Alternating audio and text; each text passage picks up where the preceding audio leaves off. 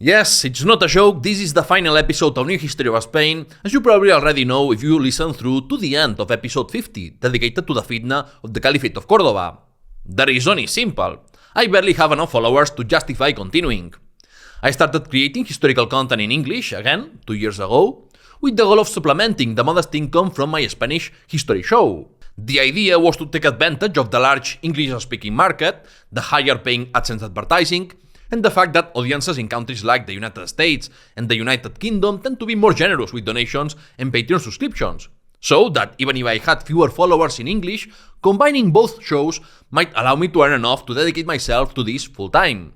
I also believe that since I was translating and adapting videos I had already made in Spanish, it will only require a little extra effort.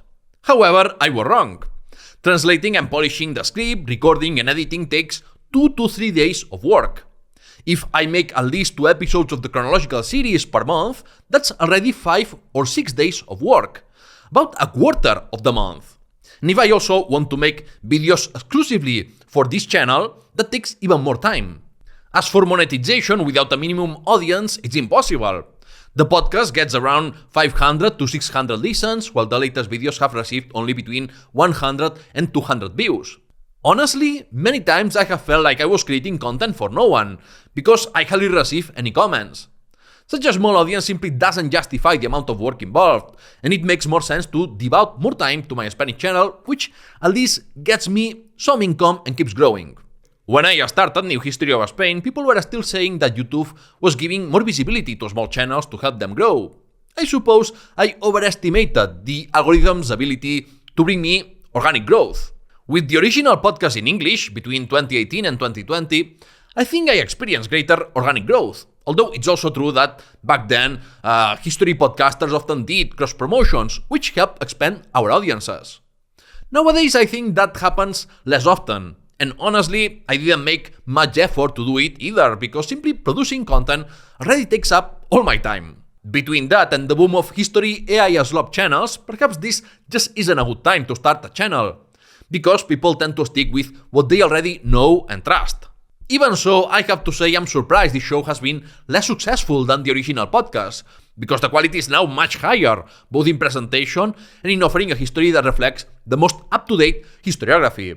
But don't worry, I won't try making Spanish history in English for a third time, because that really will be both comical and kind of lame.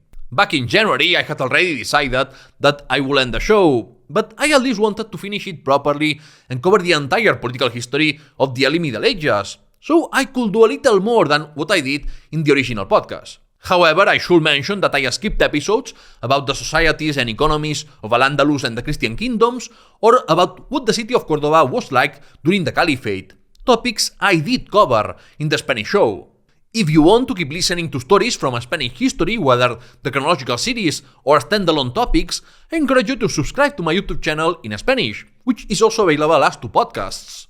I don't use automatic AI dubbing, at least not for now, but nearly all the videos can be found with English subtitles. Over the past few months, and continuing now, I have been very busy working on a long book in Spanish about the history of the Iberian early Middle Ages, in which I will also revise and expand on topics covered in the videos. It looks very promising as the best book available on this subject. Once I have finished it, I hope to launch a crowdfunding campaign on Berkami, which is like the Spanish Kickstarter. So, if you are interested, I recommend leaving me your email on the page I have linked in the description. As for New History of Spain, the channel will remain available, and I will be moving the podcast from Libsyn to Spotify. When I publish this video, I will post the Patreon page, and before the end of May, I will delete it. The same will happen with the paid Apple Podcast subscriptions.